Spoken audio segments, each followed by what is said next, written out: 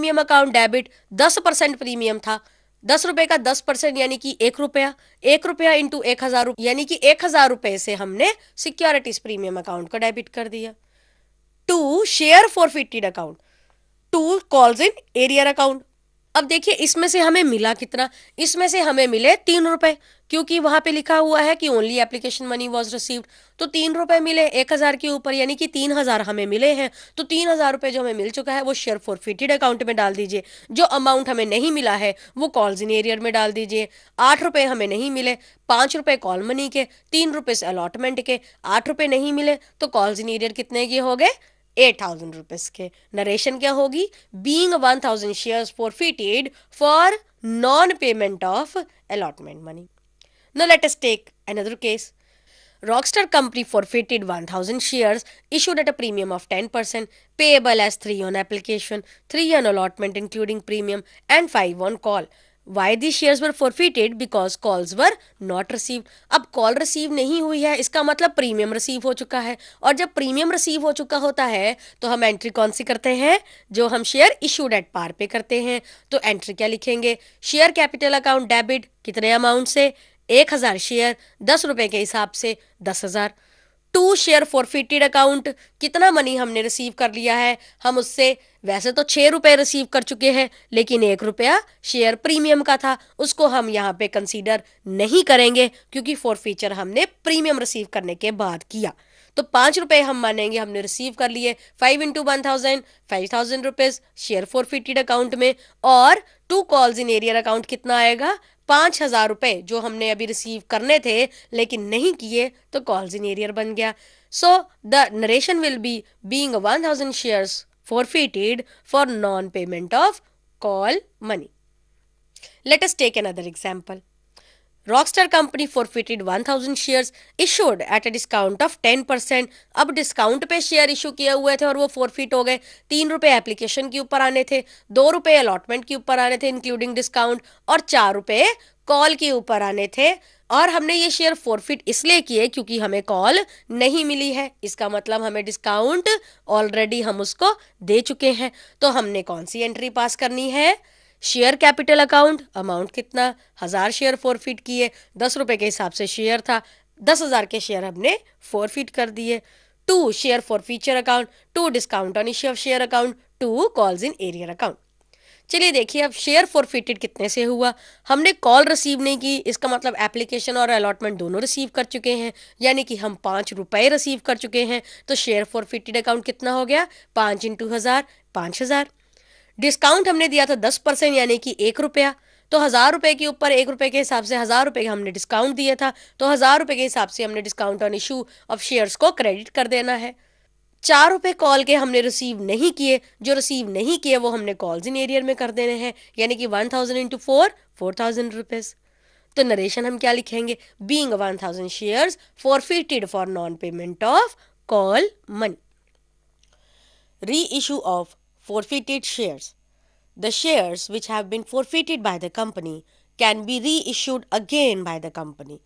These shares can either be partially reissued or these can be fully reissued.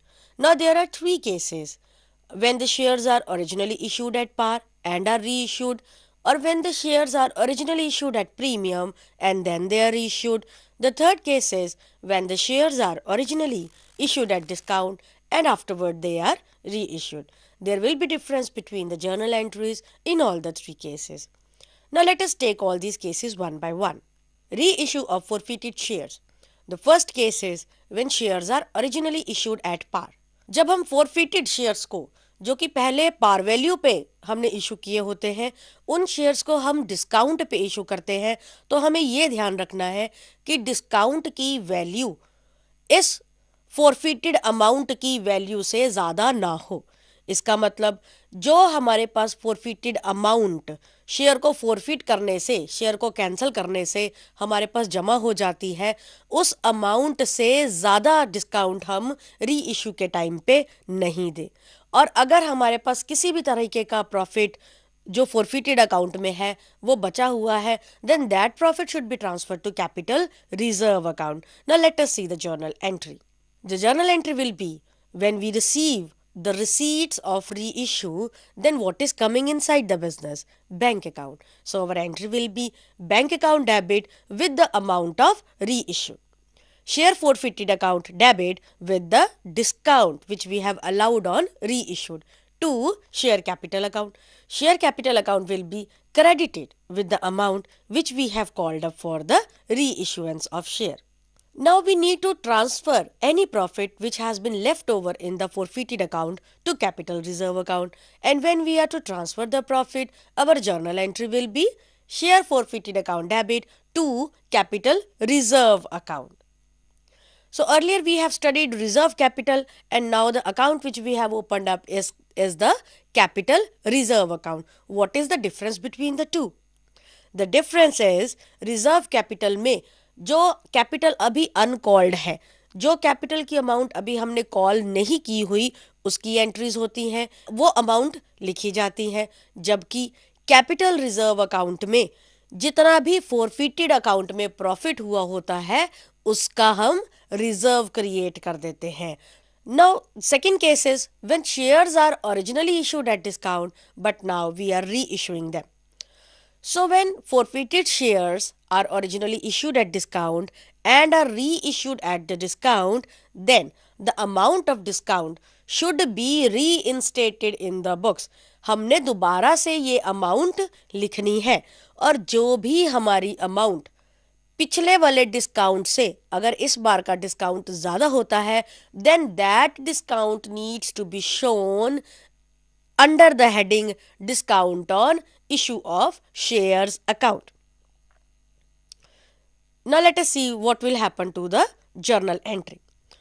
Whatever we are receiving out of reissue of the share will be debited to the bank account. So we will be writing bank account debit with the amount which we are actually receiving against reissue of the share.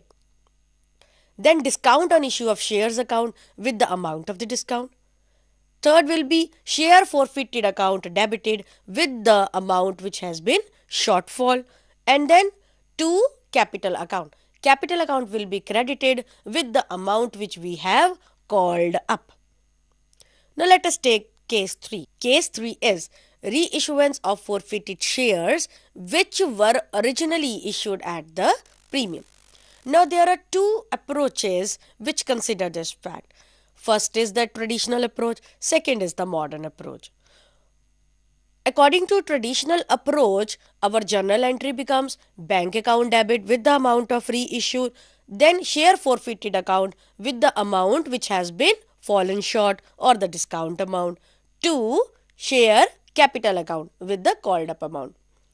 But some of the accountants or some of the follower of accountancy, they says that modern approach is much better than the traditional approach. Modern approach में उन्होंने खास क्या किया है, उन्होंने securities premium account को फिर से क्रेडिट कर दिया, जबकि ट्रेडिशनल अकाउंट में हम सिक्योरिटीज प्रीमियम अकाउंट दोबारा से क्रेडिट नहीं करते. किसी हद तक तो मॉडर्न अप्रोच ठीक लगती है क्योंकि ये प्रीमियम को फॉरफीचर से अलग कर देती है.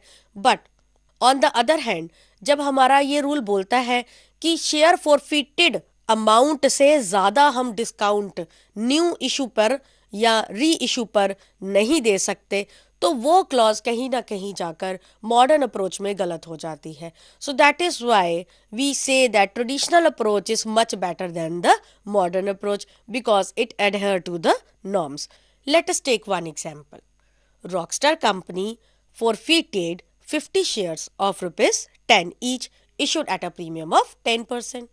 Only application money of rupees 3 was received. Now we will consider two cases when the shares are reissued at rate of rupees 9 and case 2 is when the shares were reissued at rate of rupees 7.50 per share.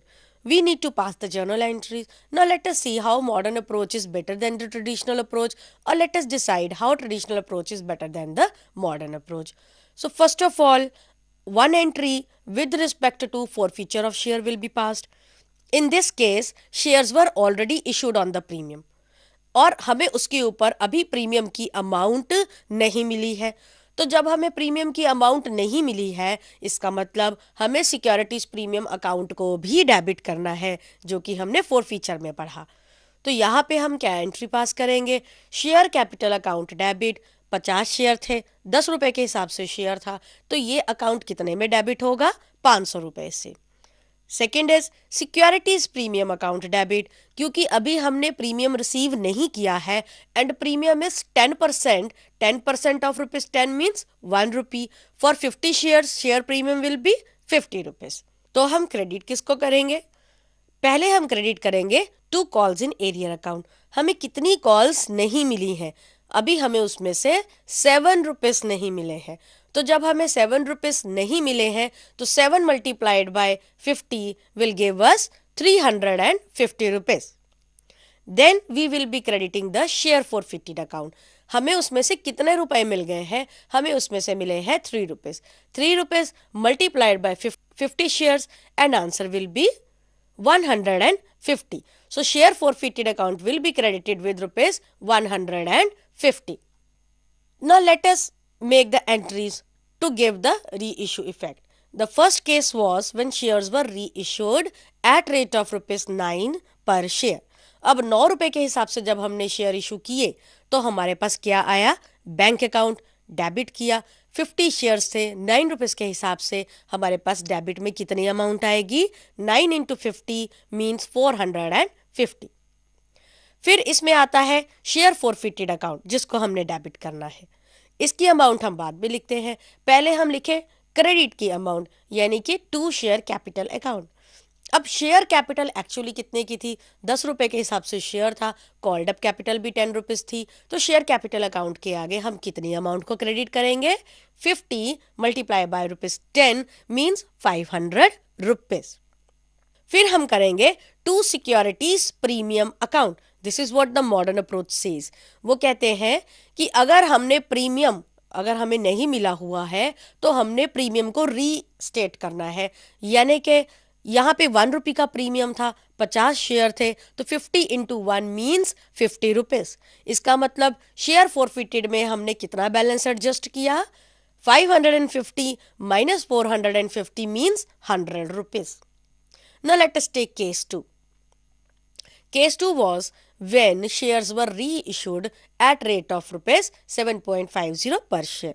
तो हमें bank के through कितना पैसा मिला, 50 multiplied by 7.50 means 375. So we will be debiting the bank account with the amount of 375. और फिर share capital जिसको हमने क्रेडिट करना है वो कितने अमाउंट से क्रेडिट करना है, वो हम क्रेडिट करेंगे 50 शेयर्स मल्टीप्लाइड बाय 10 रुपीज यानी कि 500 rupees. And as per modern approach हमें सिक्योरिटीज प्रीमियम अकाउंट भी क्रेडिट करना है, सो यहाँ पे हम लिखेंगे 2 securities premium account amounting to rupees, 50 multiply by 1 means 50। तो टोटल क्रेडिट हमारे बने 550, और जबकि इसके अगेंस्ट हमें मिला कितना है, हमें इसके अगेंस्ट मिला है 375। It means share forfeited account से जो हमने लॉस एडजस्ट करना है वो होता है 175। तो अगर हम अपनी पीछे वाली एंट्रीज देखें तो हमने शेयर फॉरफिटेड में कितना अमाउंट डाला था, हमने उसमें डाला था 150 रुपीज, जबकि हम लॉस कितना एडजस्ट कर रहे हैं 175। इसका मतलब ये हुआ कि हम ये लॉसेस प्रॉफिट से ज़्यादा एडजस्ट करने की कोशिश कर रहे हैं। हमारे पास शेयर फॉरफिटेड अकाउंट में इतना बैलेंस तो है ही नहीं जितना लॉस हम एडजस्ट कर रहे हैं। It means that somewhere the modern approach lakhs the support and it do not follow the norms which we do follow at the time of traditional approach. So यहाँ पर आकर हम ये कह सकते हैं कि ट्रेडिशनल अप्रोच से हम अपने नॉर्म्स को ज़्यादा अच्छे तरीके से फॉलो कर